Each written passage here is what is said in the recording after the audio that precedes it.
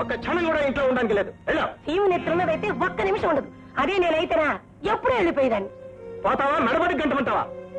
నేనేం తప్పు చేశానో చెప్తే వెళ్ళిపోతాను. నువ్వు ఇంట్లో ఉంటావు ఉండదు. ఆ ఉండకపోవడానికి నేనేం చేశానని. ఏమిటంటే ఊరికే కబుర్లు చెప్తావు. మా వాళ్ళు వస్తే కళ్ళలో నిప్పులు పోసుకుంటారు.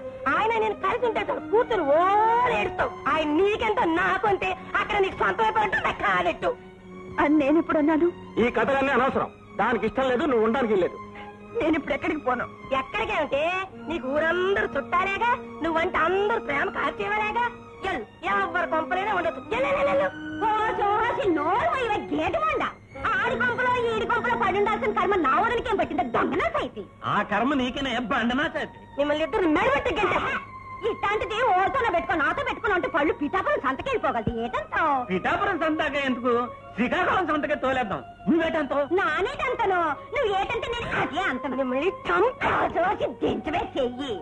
ఇది చిన్నప్పటి నుంచి పిడకలు కొట్టిన చెయ్యి. దీంతో కొట్టానంటే ముఖం పిడకైపోగలదు. ఏటంతో? నానేటంతను.